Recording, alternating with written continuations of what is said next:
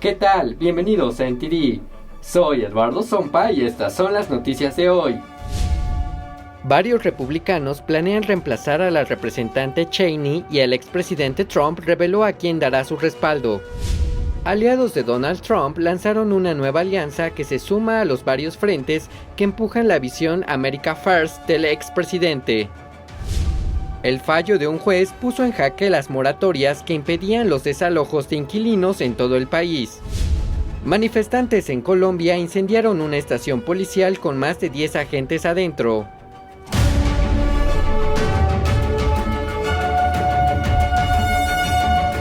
Hola, queremos anunciarle que YouTube nos desmonetizó, pero eso no nos va a detener. Vamos a seguir esforzándonos por traerles noticias veraces y objetivas. Síganos en nuestras redes sociales que hallarán al final de la descripción. Han pasado casi 4 meses desde que el expresidente Donald Trump no puede publicar en Facebook. Según la red social, pueden pasar otros 6 meses para decidir su destino final en la plataforma. El expresidente Trump seguirá bloqueado en Facebook al menos otros 6 meses. Una llamada junta de supervisión independiente decidió mantener la suspensión de Trump en la plataforma. La junta está formada por 20 personas que figuran en la nómina de Facebook. Lo que tenemos que preguntarnos es quién está en la junta, cuál es su motivación y por qué están tratando de silenciar la libertad de expresión de alguien. Existen dudas sobre si este organismo cuasi independiente lo es de verdad, ya que está repleto de poderosos progresistas y demócratas, entre ellos el exdirector y jefe de The Guardian, que también forma parte del izquierdista Open Society Project de George Soros. El expresidente acaba de anunciar que se comunicará directamente con el mundo a través de su propia plataforma en un formato tipo blog llamado From the Desk of Donald J. Trump. El expresidente hizo una declaración a través de su propio canal sobre la decisión de Facebook y dijo en parte: estas compañías corruptas de redes sociales deben pagar un precio político y nunca más se les debe permitir destruir y diezmar nuestro proceso electoral.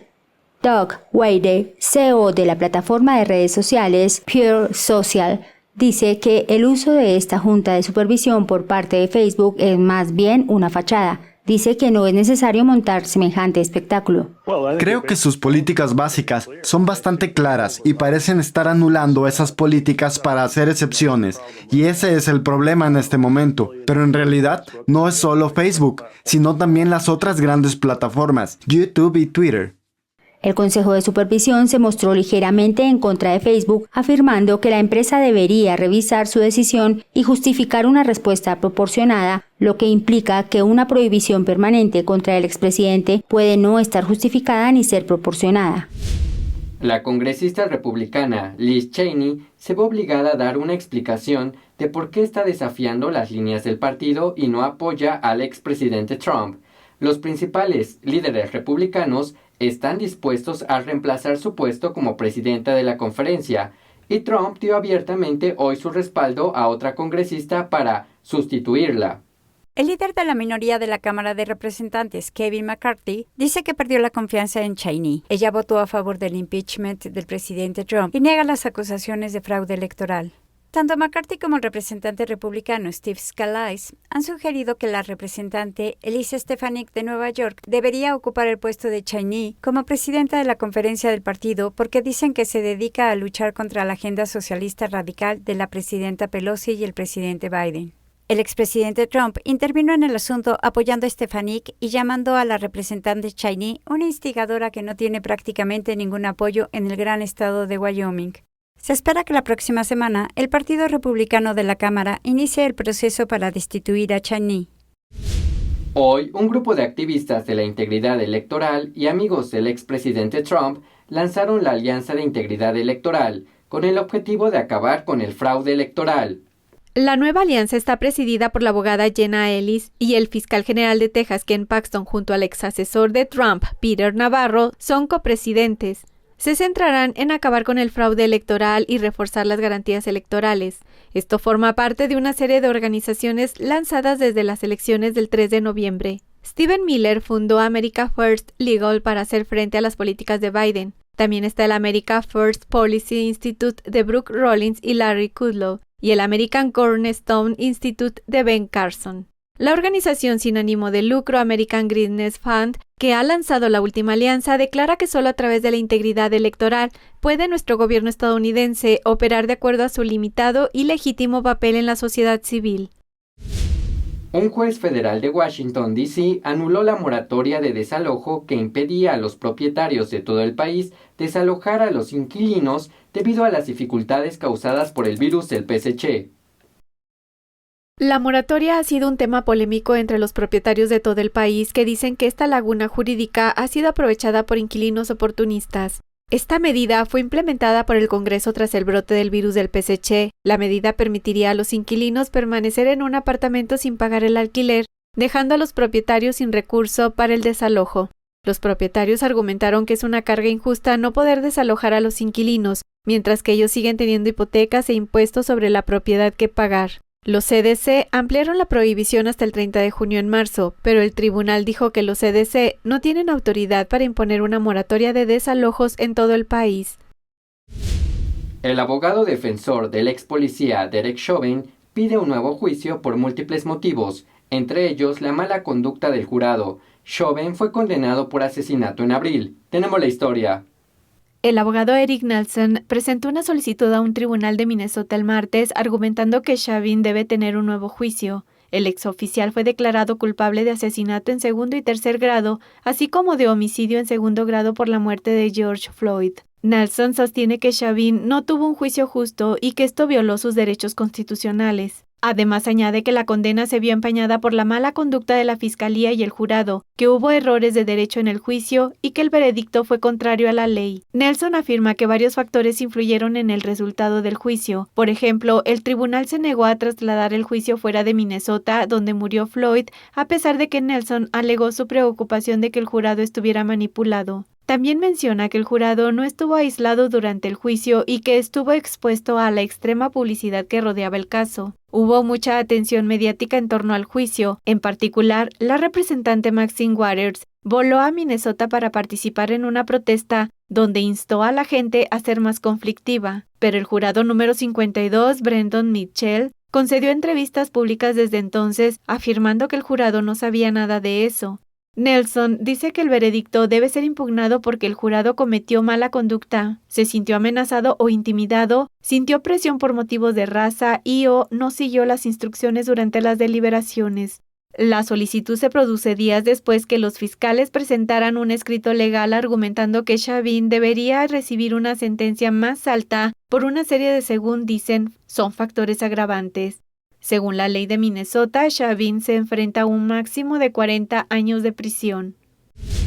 5 personas enfrentan cargos después de ser descubiertas albergando a casi 100 inmigrantes ilegales en una casa en Texas. Los líderes de la presunta red de contrabando viven todos en Estados Unidos de forma ilegal. Las edades de los presuntos traficantes oscilan entre los 21 y los 31 años. La policía de Houston descubrió a las personas que estaban encerradas en un depósito de contrabando tras la llamada de una mujer angustiada. CBS informa de que una mujer dijo que ya había pagado a los contrabandistas miles de dólares para que su hermano entrara en Estados Unidos, pero los traficantes exigieron más dinero y amenazaron con matar a su hermano. La policía encontró entonces a 97 inmigrantes en 2 habitaciones distintas de una casa de 2 plantas. 5 eran mujeres y no se encontraron niños, solo llevaban puesta la ropa interior. La policía dice que 5 de los inmigrantes dieron positivo a la prueba de COVID-19. Este fin de semana, los residentes de Lubbock, Texas, prohibieron el aborto, convirtiéndola en una ciudad santuario para los no nacidos. Kevin Hogan de NTD habló con Jim Baxa, presidente de West Texas for Life, sobre cómo y por qué sucedió esto. Sí, fue un referéndum. Primero fuimos a nuestro ayuntamiento y en una ciudad muy conservadora como Lubbock, uno pensaría que nuestro ayuntamiento también nos representaría, pero no fue así. De hecho, nuestro consejo municipal está integrado por 7 miembros a favor del aborto y por eso no estaban interesados en aprobar la ordenanza que queríamos que aprobaran para prohibir el aborto en Lubbock. Entonces, nos vimos obligados en ese momento a pasar al aspecto del referéndum y tuvimos 60 días para reunir 3,651 firmas con documentación certificada. Y en 18 días, las iglesias de Lubbock, Texas, se levantaron y reunieron el doble de firmas. Tenían 7,000 firmas para forzar una elección el 1 de mayo. Ahora, Jim, ¿por qué es tan importante para usted que se apruebe esta medida que prohíbe el aborto? Bueno, queremos salvar la vida de los bebés. Y eso llegó a un punto crítico, porque Planned Parenthood anunció el año pasado que irían a Lubbock y empezarían a matar bebés. Y eso es exactamente lo que hicieron. Hace 2 semanas empezaron a matar bebés aquí en nuestra ciudad. Y dijimos, no permitiremos eso. No permitiremos que los bebés mueran ante nuestros ojos. Bueno, Jim, los críticos dicen que la prohibición del aborto es inconstitucional, dado el fallo de la Corte Suprema y Roe vs. Wade. ¿Qué puede decir sobre esto? Sí, mi respuesta es, en primer lugar, que Roe vs. Wade es lo que es inconstitucional. Roe vs. Wade fue creado por un tribunal tirano que no tiene autoridad para manejar el aborto. ¿Tienen atención médica para construir algo así? Y emitieron un fallo erróneo. Y, en primer lugar, los estados deberían rechazar esa decisión errónea y anularla. Y en segundo lugar, la opinión de Roe vs. Wade solo se refería a un fallo a nivel estatal. Entonces, están diciendo que un estado no puede prohibir completamente el aborto. No dice nada sobre una ciudad que no pueda prohibir el aborto. Y si alguien quiere viajar fuera de los límites de la ciudad de Lubbock a un suburbio cercano o una ciudad cercana, todavía tiene esa capacidad bajo esta ordenanza. Pero lo que no pueden hacer es matar a un bebé en los límites de la ciudad de Lubbock, Texas. El inspector general del Pentágono está evaluando cómo ha respondido el Departamento de Defensa a los fenómenos aéreos no identificados.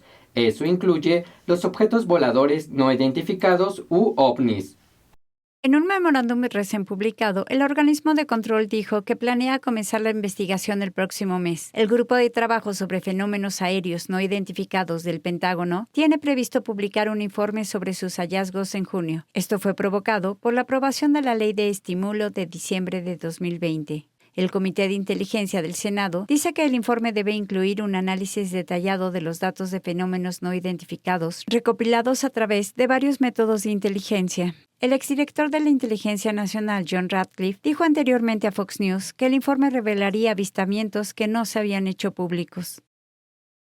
Y al regresar, echaremos un vistazo a las últimas medidas para detener la sustracción forzada de órganos y las últimas novedades sobre el accidente fatal en Ciudad de México.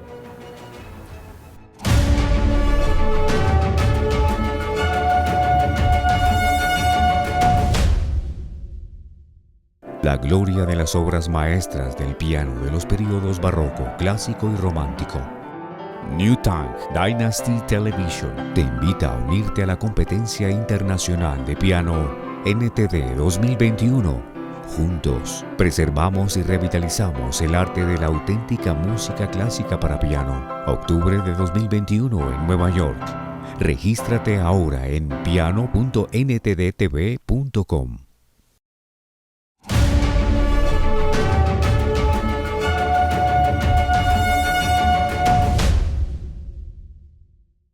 Más de 100,000 pacientes en Estados Unidos esperan un trasplante de órganos. Algunos instan a los legisladores a reformar las normas para aumentar los trasplantes, mientras que algunos condados de Virginia están diciendo a sus residentes que no viajen a China para recibir trasplantes de órganos. El martes, el presidente de la Subcomisión de Política Económica y de Consumidor de la Cámara de Representantes examinó el sistema del país para conseguir trasplantes de órganos para los pacientes. Demasiados estadounidenses, más de 107,000, están en una lista de espera de órganos. 33, demasiados, cada día fallecen antes de que un órgano esté disponible. El número de órganos disponibles para trasplantes no satisface esta demanda. En Estados Unidos, en los últimos 4 años, solo se trasplantó una media de 37,500 órganos al año. Por eso, muchos pacientes desanimados por el largo tiempo de espera han acudido al extranjero para someterse a un trasplante. Pero en la última década, informes revelan que el régimen comunista chino asesina a prisioneros de conciencia para abastecer su industria de trasplantes de órganos. Muchos de los órganos sustraídos proceden de personas perseguidas por sus creencias, como los practicantes de Falun Dafa. También el martes, los legisladores del condado de Culpeper aprobaron por unanimidad una resolución para informar a la población sobre la sustracción forzada de órganos en China. Los expertos informarán a los 50,000 residentes del condado sobre los riesgos de viajar a China para realizar trasplantes de órganos. El condado de Culpeper desea concientizar a la población y evitar que los residentes locales hagan turismo de trasplantes de órganos en China. Desde enero, más de 10 condados de Virginia han condenado la práctica del régimen chino de sustracción forzada de órganos. Senadores del estado de Texas aprobaron por unanimidad una resolución que condena la sustracción forzada de órganos en la China comunista. Un especialista en trasplantes de una clínica de Texas explica por qué es necesaria esta resolución. Tenemos la historia. Tenemos que sacar esto a la luz. Tenemos que detener esta práctica. El médico tejano Howard Monsoor es uno de los testigos que declaró ante los senadores del estado sobre la sustracción forzada de órganos en China. Hace 10 años tuvo un paciente con cáncer de hígado. Múltiples centros de trasplante de Texas lo rechazaron porque sus posibilidades de supervivencia eran demasiado bajas. El paciente se fue a China ya que tenía algunos contactos ahí. En aquel momento no tenía ni idea de lo que ocurría en China y de cómo se sustraían estos órganos. Y él tampoco. Al menos no tenía ni idea de lo que estaba pasando. Él solo quería vivir y acabó yendo y haciéndose el trasplante. El paciente volvió a Estados Unidos, pero aún así murió de cáncer 8 meses después. Desde entonces, Monsoor se enteró de la práctica del régimen comunista chino de sustraer por la fuerza órganos de prisioneros de conciencia vivos. Ahora dice que habría advertido al paciente si lo hubiera sabido entonces. Dice que cree que la desesperación llevó a ese paciente a formar parte, sin saberlo, de esta horrible práctica.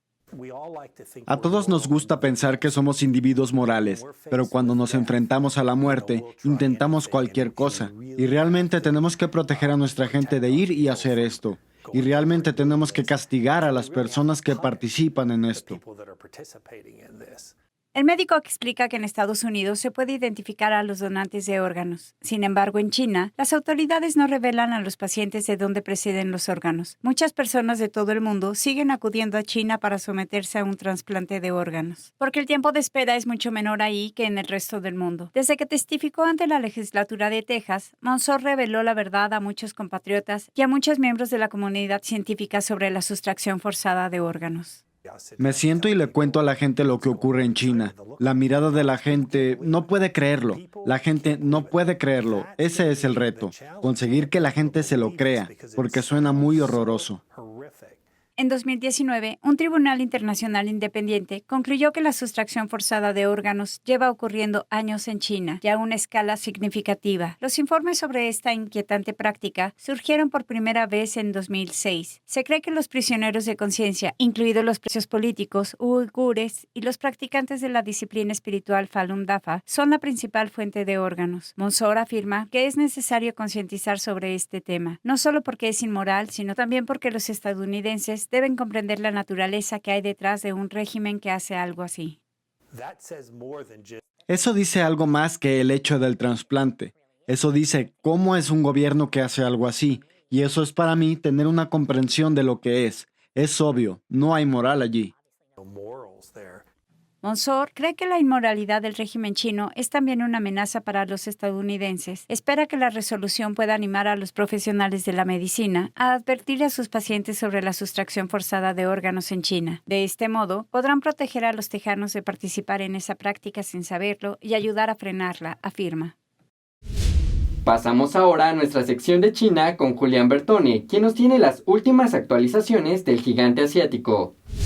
Mientras las tensiones entre China y varios otros países se agudizan, ¿cómo ve el líder del Partido Comunista Chino, Xi Jinping, la actual situación mundial?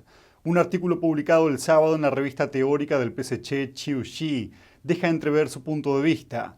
El artículo se centraba en un discurso de Xi Jinping de enero de este año en un seminario para funcionarios del nivel provincial. Durante su intervención, Xi Jinping dijo que la característica más importante del mundo es el caos. Y en cuanto a las fuentes de ese caos, mencionó a la pandemia. Dijo que gracias a ella la gente puede ver claramente lo bueno que es el liderazgo de cada país y lo superior que es cada sistema, y añadió que de acá proviene la confianza de China. En un artículo de opinión publicado en la edición en chino del Epoch Times, el analista de asuntos de China, Yang Wei, escribió una declaración relacionada. Señaló que el Partido Comunista aprovecha todo tipo de oportunidades para alterar el orden mundial, intentando crear las condiciones adecuadas para su propia hegemonía en medio del caos. El líder comunista Xi Jinping también indicó que China tiene ahora la sartén por el mango en lo que refiere al momento e impacto global. Asimismo, instó al país a reforzar su capacidad de disuasión militar. Dijo, y cito, no solo tenemos que animarnos a luchar, sino también ser buenos en la lucha y fortalecernos de forma integral, especialmente para aumentar la potencia para disuadir. Algunos académicos creen que esta idea es el punto clave del plan de China. Su Chen, director del Instituto de Investigación Xiaoming de Hong Kong, habló sobre el tema con el medio estadounidense Radio Free Asia. Señaló que los comentarios muestran que Xi Jinping quiere disuadir a Estados Unidos tanto militar como económicamente. Su cree que el líder chino pretende ampliar tanto su armamento convencional como su poderío nuclear. Afirma que en un futuro próximo China ascenderá al segundo puesto mundial en términos de armas convencionales y añade que el PSC poco a poco irá recortando la distancia que lo separa de Estados Unidos, que ocupa el primer lugar, pero indicó que probablemente no habrá una carrera de armas nucleares entre ambos países. Eso a pesar de los esfuerzos de China por reforzar su desarrollo de armas estratégicas. Las autoridades de Hong Kong planean tomar medidas contra lo que llaman noticias falsas. Sin embargo, esto hace crecer la preocupación por la libertad de prensa en la ciudad, al mismo tiempo que el régimen chino refuerza su control sobre el centro financiero. La líder de Hong Kong, Carrie Lam, dijo el martes que el gobierno estaba trabajando en una ley contra las noticias falsas. La legislación abordará la desinformación, el odio y las mentiras. En su conferencia de prensa semanal, Lam no dio ningún plazo para el proceso de redacción, pero dijo que el gobierno estaba estudiando los enfoques de otros países. Sin embargo, el anuncio fue recibido con la preocupación de que se trate de la última vuelta de tuerca para reprimir la libertad de prensa en la ciudad. Esta semana, la emisora de Hong Kong RTHK anunció que no renovaría el contrato de la periodista Nabela Koser, conocida por sus contundentes preguntas a Lam. La cadena también comenzó a eliminar algunos de sus videos archivados de sus canales de YouTube y de las redes sociales, lo que provocó que activistas online hicieran rápidamente una copia de seguridad del contenido. El mes pasado, otra periodista de RTHK, Bao Choi, fue declarada culpable de acceder indebidamente a registros públicos cuando investigaba un ataque mafioso contra manifestantes pro-democracia en 2019. El caso despertó la preocupación en el gobierno de Hong Kong, que se está volviendo cada vez más autoritario tras una amplia ley de seguridad nacional impuesta el año pasado. Ahora pasemos a noticias internacionales con María Laura Claverí, quien nos tiene las últimas noticias más importantes de Latinoamérica y el mundo. Gracias, Eduardo. Tras el accidente en el metro de la Ciudad de México, las autoridades actualizaron la cifra de muertos y el presidente Andrés Manuel López Obrador declaró 3 días de luto nacional por las víctimas de la tragedia. Tenemos más detalles. Las autoridades de la Ciudad de México informaron hoy que aumentó a 25 el número de las personas fallecidas por el accidente en el metro, mientras que 38 personas aún permanecen hospitalizadas. Entre la nueva cifra de muertos se encontró al menor Brandon Giovanni Hernández Tapia, de 12 años de edad, que no había sido localizado tras el mortal accidente. El líder del sindicato del sistema de transporte colectivo, Fernando Espino, dijo en una entrevista con Milenio que el conductor del metro evitó que más vagones fueran arrastrados. Seccional, que fue un susto mayúsculo, sí. Fue el jaloneo porque se desprenden 2 carros del tren, fue un jaloneo donde él afortunadamente y el equipo respondió para frenarse y no ser arrastrado por los 2 carros que se impactaron o quedaron colgando. Espino también aseguró que su sindicato cuenta con un estudio científico que detalla las fallas de la línea del metro y que espera presentarlo a la jefa del gobierno para proponer soluciones al respecto. El gobierno del presidente Andrés Manuel López Obrador declaró 3 días de luto nacional por la tragedia. En señal de duelo, las banderas mexicanas se izarán a media asta los días 4 y 6 de mayo. A pesar del retiro de la reforma tributaria, Colombia enfrenta el 8º día de protestas marcadas por la violencia. El presidente Duque anunció un operativo policial para hallar a los responsables de los hechos vandálicos. Tenemos la información. La violencia se desató nuevamente en la noche del martes en Bogotá. Autoridades colombianas informaron que un grupo de alborotadores incendiaron una estación policial con entre 10 a 15 agentes dentro. La alcaldesa de la ciudad, Claudia López, calificó los disturbios como una brutal escalada violenta. Como era de esperarse, ese nivel de violencia llegó la ciudad en algunos puntos esta noche. Todos los colombianos rechazamos sin ambivalencia los actos de violencia. También nos duelen los ataques a los CAI, donde hemos visto a nuestros policías ser víctimas viles de actos de cobardía e intimidación. La policía de la ciudad informó que en total 25 comandos fueron atacados por turbas y 3 de ellos fueron destruidos en su totalidad. Según el secretario de Gobierno de Bogotá, Luis Ernesto Gómez, al menos 72 civiles y 19 policías resultaron heridos tras la jornada de violencia. Las protestas detonaron en el país tras un proyecto de reforma tributaria propuesto por el gobierno colombiano que elevaría los impuestos a la canasta básica y a los servicios públicos. El presidente retiró el proyecto esta semana, pero las protestas continúan. La Fiscalía General colombiana informó este miércoles que las protestas han dejado un saldo de al menos 24 muertos en todo el país. Según las autoridades, 11 de los casos estarían relacionados con la policía y el resto pertenecería a agresores desconocidos. El presidente Iván Duque responsabilizó a las organizaciones criminales de esconderse detrás de los disturbios. Dijo a través de su cuenta de Twitter: "La amenaza vandálica que enfrentamos consiste en una organización criminal que se esconde detrás de legítimas aspiraciones sociales para desestabilizar a la sociedad, generar terror en la ciudadanía y distraer las acciones de la fuerza pública". Duque anunció una investigación contra el vandalismo y anunció una recompensa de hasta 10 millones de pesos colombianos a quien coopere para identificar y capturar a los responsables de los hechos vandálicos. El régimen de Nicolás Maduro nombró a su nuevo Consejo Nacional Electoral. A pesar de haber incluido a 2 opositores, los partidos de oposición y organismos internacionales ya han declarado su rechazo. Veamos los detalles. La Asamblea Nacional, controlada por Nicolás Maduro, designó al nuevo Consejo Nacional Electoral para que supervise las elecciones a gobernador el próximo mes de diciembre. De los 5 miembros, incluyó 2 que pertenecen a la oposición: Enrique Márquez, ex legislador, y Roberto Picón, un ex asesor de la oposición. Partidos opositores como Vente Venezuela inmediatamente declararon ilegítimo al Consejo, ya que no reconocen la autoridad de la Asamblea Nacional. Los miembros de esta asamblea fueron designados luego de unas elecciones de diciembre de 2020 que tanto opositores como decenas de países consideran fraudulentas. La OEA publicó un comunicado rechazando la decisión con los mismos fundamentos. Por su parte, Juan Guaidó, presidente encargado de Venezuela, dijo que el Consejo debería ser nombrado mediante un acuerdo amplio con la oposición. Un alto funcionario de la Casa Blanca no identificado dijo a Reuters que el régimen de Maduro ha estado enviando señales a la administración Biden para que suavice las sanciones al país sudamericano, pero que Washington está esperando acciones más concretas respecto a la celebración de las elecciones libres. El viernes pasado, el régimen de Maduro excarceló a los 6 de Citgo y los colocó bajo arresto domiciliario. Estados Unidos acogió con satisfacción la medida, pero insistió en que sean liberados completamente.